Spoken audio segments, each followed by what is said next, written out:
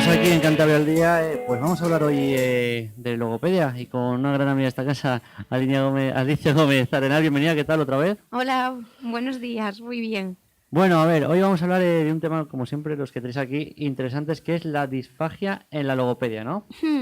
Primero vamos a hacer la pregunta, ¿qué es la disfagia?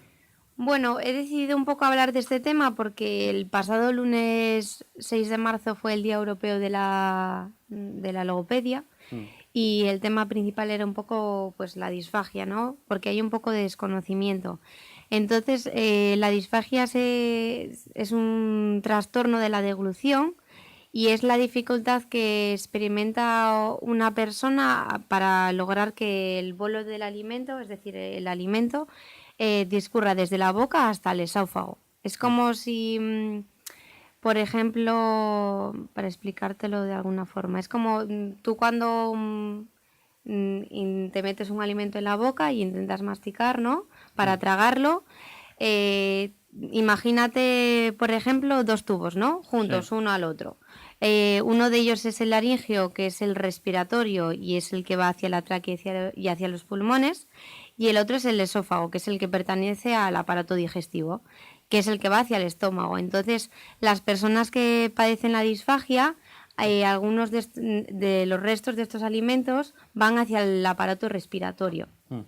Entonces esto provoca a veces pues aspiraciones o infecciones en los pulmones, neumonías, y al final, si no se trata, en casos muy graves puede desembocar a la muerte.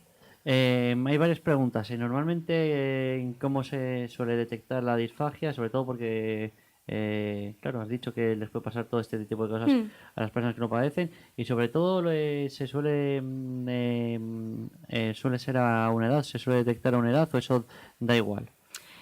Bueno, se suele dar más en personas ya un poco más mayores, en plan personas ancianas, debido a que al tener poco tono y poca fuerza en lo que es toda la zona orofacial, toda la cara, más les cuesta tragar y que el alimento vaya en una forma correcta, ¿no?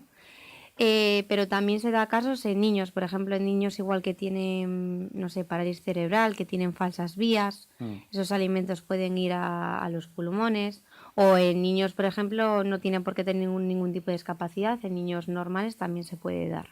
Pero como que por lo general si hay unas personas que tienen discapacidad igual son más propensos, ¿no? Sí, dependiendo de qué tipo de discapacidad, Mm. pero sí puede tener. Vamos a hablar de tratamiento y vamos a hablar pues de qué forma trabaja la logopedia pues en la disfagia. Vale, mira, el trabajo del logopeda en la disfagia es rehabilitar la dinámica motriz masticatoria y la deglutoria orofaringia. También con un control del bolo de alimenticia a partir de la sensibilidad y la propiocepción. Es decir, cuando tú trabajas con el paciente, por ejemplo, él tiene que ser muy consciente de los movimientos que realiza con la lengua a la hora de tragar, si el alimento se va para un lado o se va para el otro lado. También tienes que tener un poco cuidado el tamaño del alimento, la textura, por ejemplo, la temperatura a la que está dentro de la boca, porque normalmente no es por norma general, pero sí que suele tener más dificultad una persona cuando tiene disfagia en cuanto a tomar líquidos. Se pueden producir más atragantamientos. Es decir, que tú si vas a tratar del tema de la disfagia tienes que estar muy atento, ¿no? A cómo masticas las cosas, cómo las ingieres, ¿no?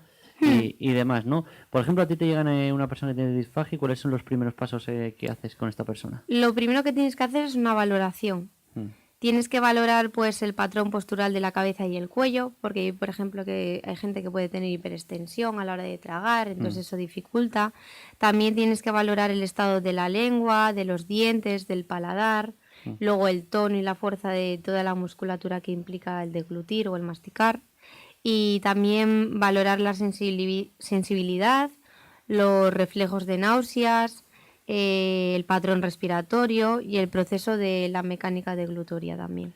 ¿Cómo trabajas tú con tus pacientes que te llegan con esta disfagia? Yo hago este tipo de valoración, hago un informe, entonces ya luego hago una intervención específica para cada uno Y luego trabajo de dos formas, o con un tipo de rehabilitación indirecta o con un tipo de rehabilitación directa. La indirecta Sí. consiste en que tú trabajas, se caracteriza porque se trabaja sin alimento y el objetivo que buscas con la persona es el entrenamiento de los órganos de la deglución, ¿no? Entonces practicas ejercicios de movilidad, de fuerza y de tono. No se hace con, o sea, lo único con lo que trabajas es o con la saliva o con algún alimento que no se pueda deglutir. Y luego la directa ya digamos que es con La directa, la característica es que trabajas con alimentos, pero en pequeñas cantidades, en muy pequeñas.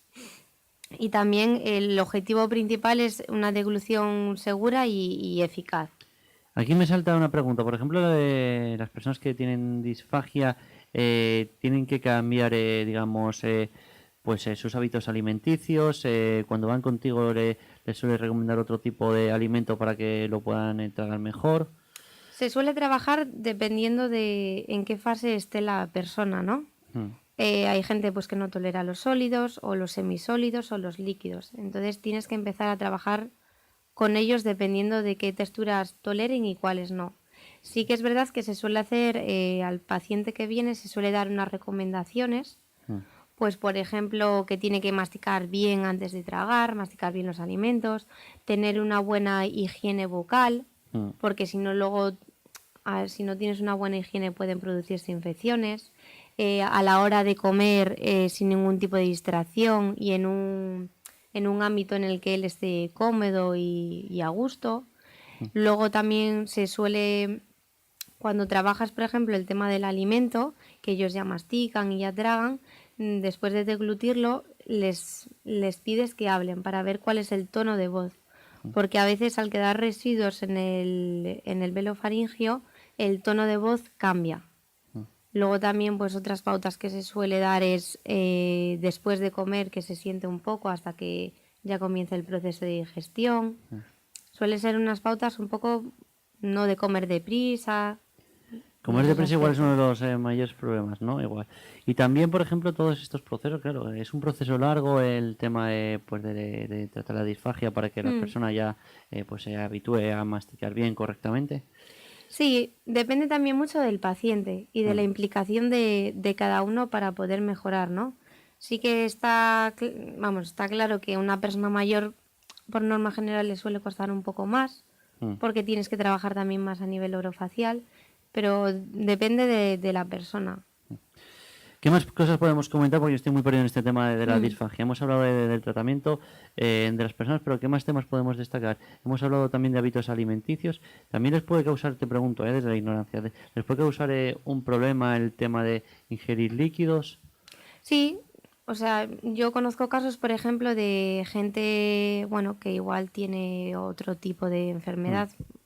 Por ejemplo, conozco un caso de una persona mayor ya que tuvo Alzheimer y bueno, esa demencia al final, una de las características que le acabó derivando fue la disfagia. Entonces, bueno, cuando se quisieron dar cuenta, los pulmones ya los tenían muy encharcados. Entonces, yo lo que sí, aquí en el Hospital de Marqués de Valdecilla hay un área de disfagia que lo lleva el doctor Obeso y sí que se va mirando, pero yo veo que hay casos, igual un poco porque la gente también desconoce lo que es, que cuando ya se cogen es igual un poco demasiado tarde. Eso es lo que digo, porque hay mucha, digamos, no de ignorancia, ¿no? Sino que la gente conoce poco, ¿no? Lo que es la disfagia, ¿no? Y entonces por eso también estamos aquí. Es un poco de desconocimiento. Nosotros desde, pues por ejemplo, este año el día de la logopedia en Europa, como he dicho antes, lo han querido un poco mover por las redes sociales y demás, pues para que la gente un poco lo conozca. También voy a preguntarte, ¿hay personas que padecen disfagia y sus efectos en el cuerpo son más graves que otras? Sí, sí, eso sí, en función de también la tolerancia de cada uno.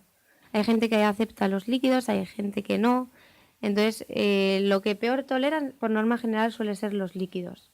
Pero sí que varía según la función de cada persona. ¿Y cómo sabes tú también un poco, ¿no? Cómo tratar, claro, porque igual la gente dice, bueno, tragar el tema de líquidos Eso es lo más complicado de tratarlo que con sólidos.